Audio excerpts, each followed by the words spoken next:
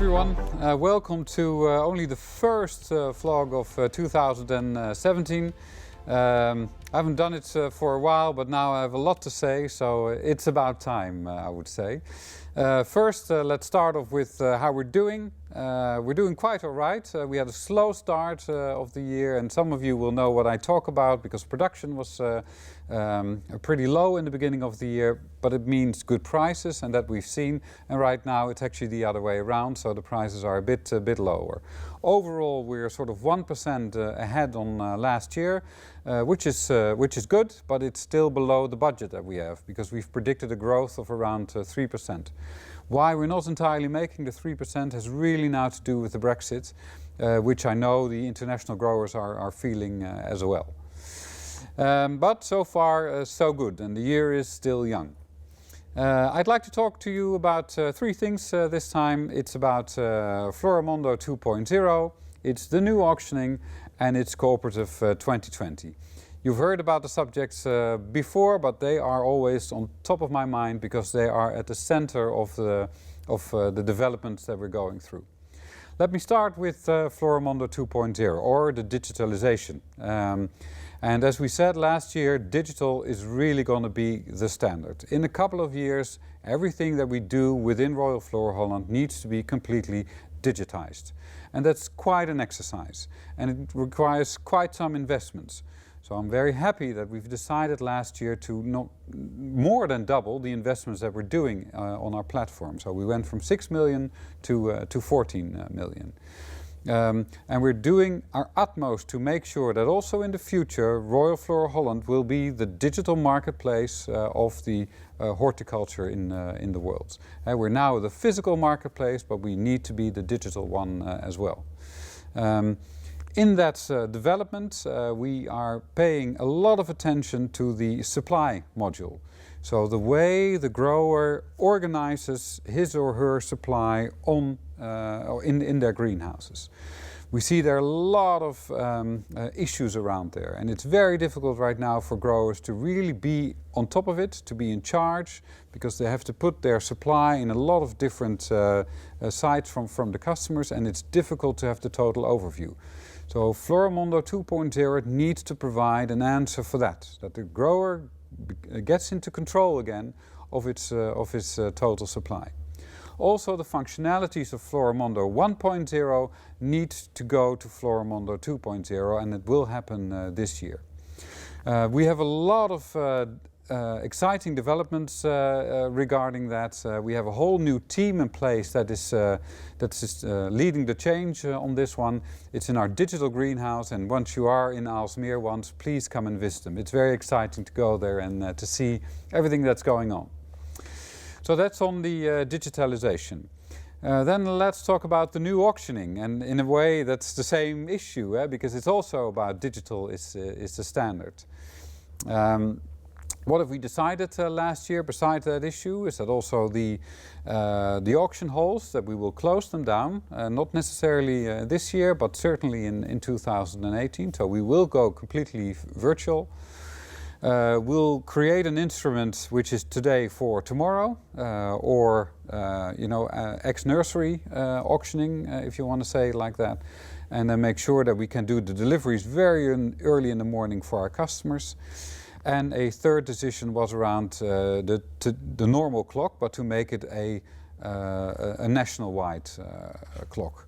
And those were the decisions of last year, and also in Q1 we've made some critical decisions on that. For instance, the instrument we're going to use for today, for tomorrow, is again going to be a clock-based instrument. We had different options. We looked at it, we had a university looking at it as well, and we think in terms of creating the right price levels, we need to go for a clock instrument. We're going to start with a pilot, basically as from April, to see how it works and if we can get the interest from the market on that one. We're also going to start with a pilot on robotizing some of our distribution processes. So one of those decisions that I forgot to mention just now, but one of the decisions that we've taken in 2016, again we've done our provider selection, seeing who could be able to do our processes. We've narrowed down to 2 or 3 suppliers, and we're going to start a test in April, actually.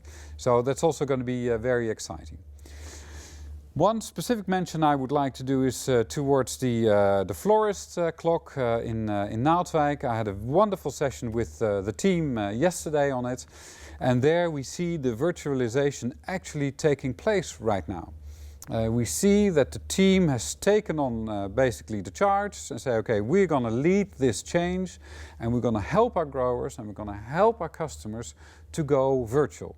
So we see the COA, the buying on a distance, we see that increasing, we see the clock pre-sales increasing rapidly, and the team does it in such a way that actually the customer says, hey, but this is actually a better process for me than sitting in the auction halls each and every morning. So I'm very proud of that team, of what they're doing, and I'd like to encourage all the other teams to go and have a look and see what they're doing. Because at the end of the day, this is what we're going to do with, let's say, all our clocks. So that's about the new auctioning. It's now really in progress, and we start to see the changes. The third subject is Cooperative 2020. Again, something that is moving forward quite steadily. We've now had the international sessions as well, so I've hoped you've attended some of those. And the team that is in control, the 13 members of our cooperative who lead this process, they have made, let's say, a proposal around the governance. They've given that to the management team, and they've also presented that to the supervisory board. And the supervisory board is now in the lead. You know, at the end of the day, governance is their issue. It's their prerogative. They are allowed to, let's say, they take the decisions on that. They've taken what they've received from the team that has led the exercise. And they will start communicating on that from the next regional meetings, which will start on the 18th of April.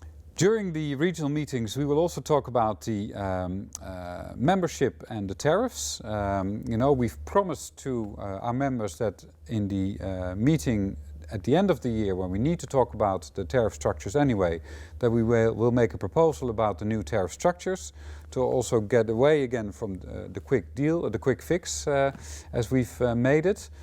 And in preparation of that, we will have in the regional meetings from the 18th of April, we will have a decent amount of time set aside to talk about those issues. So I really hope to see you during those sessions.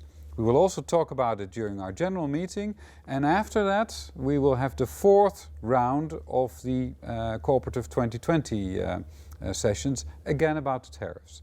So there are going to be many moments that our members can talk about the tariff structures, the things they have, the concerns they have, and that they want to see coming back in the proposal that we need to put forward in the general meeting from December.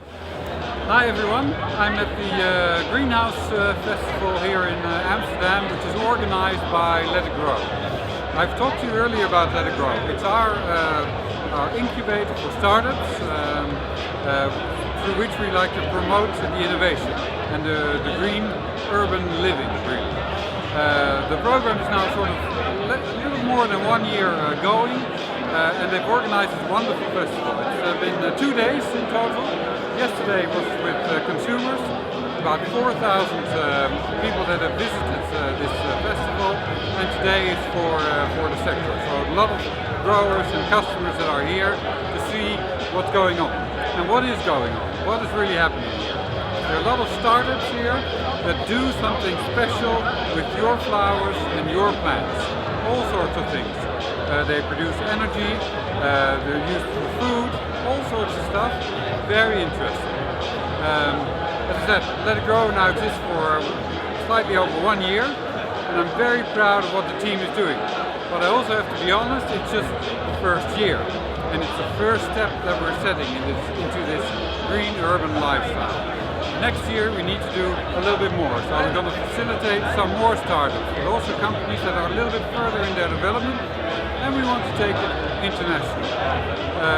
So I'm very proud of the team of what we've done so far, and next year it's even going to be better. And I promise you, when I'm going to see you again in November during our trade fair, We're going to make sure that Let It Grow is there so you can see it for yourself. So that's about it for me. So talked about the digitalization, talked about the new auctioning and about the Cooperative 2020. And I hope to do that again in person when we start with the regional meetings. And when I say I hope to do that in person, I have to say that this time I'm not going to Kenya, Ethiopia, nor to Israel, but my colleague Stefan, he will now have a chance to visit those beautiful sites and also have the opportunity to visit some nurseries over there. So if I'm not seeing you during this session of regional meetings, I will surely see you during the general meeting. Thank you very much.